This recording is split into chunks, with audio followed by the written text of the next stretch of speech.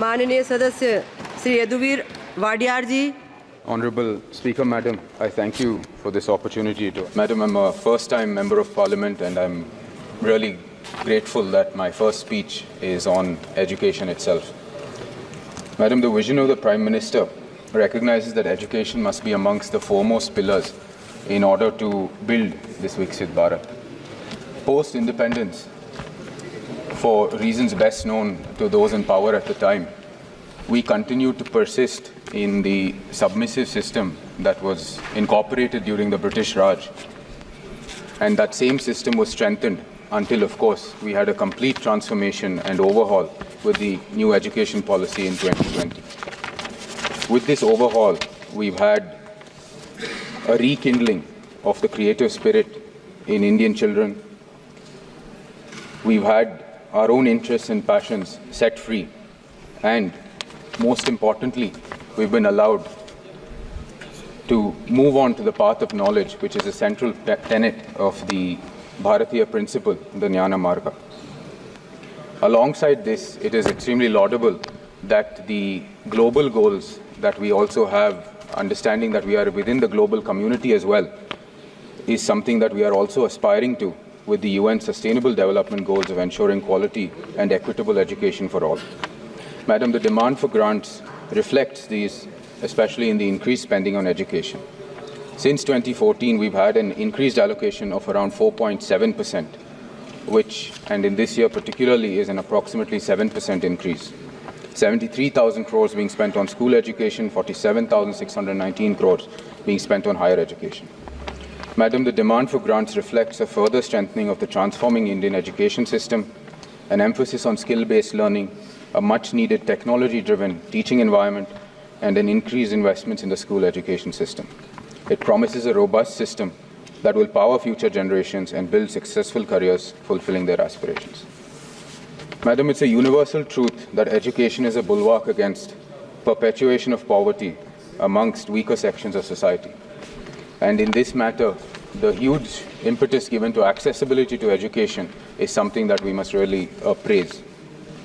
The Uchchatra Shikshan Protsahan Yojan, the specific mention within the budget of 10 lakhs for helping youth who do not qualify for any other government schemes and policy, is an enduring central principle of this government's policy. Alongside this, we know the huge push towards improving infrastructure and quality in schools.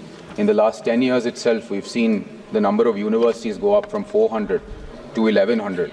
And this budget as well furthers that same ideal. The PM Shri, that is the Schools for Rising India, the National Mission in Education through ICT, the Malviya Mission Teacher Program, all of which contribute towards enhancing quality through technology-based learning, have been given a huge push.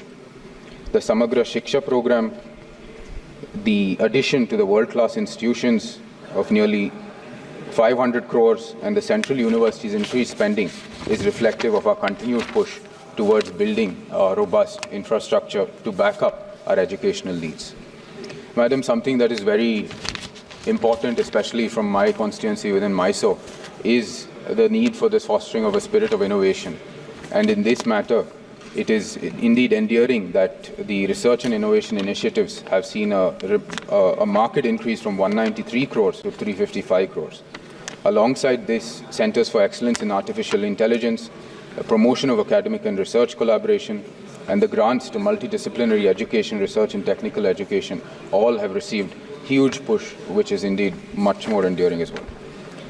Madam, this last point is not particularly a part of the Ministry of Education, but is nonetheless very much important because we have finally seen a shift in the perspective in which education needs to be seen. From the moment we enter the education system all the way to the point in which we start our careers, finally we are looking at it as a continuum, and that is indeed laudable, and that budget now reflects that as well through to giving us internships in the top 500 companies, as well as the Prime Minister's package for employment, as well as skilling. Madam, I represent the Mysore and Kodagu constituency. Mysore as a city has many legacy educational institutions and has made a name for itself in modern times as well as an educational hub.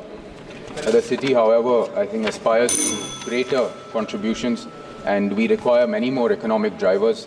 So my kind submission to the Minister for Education is to set up a triple IT in Mysore.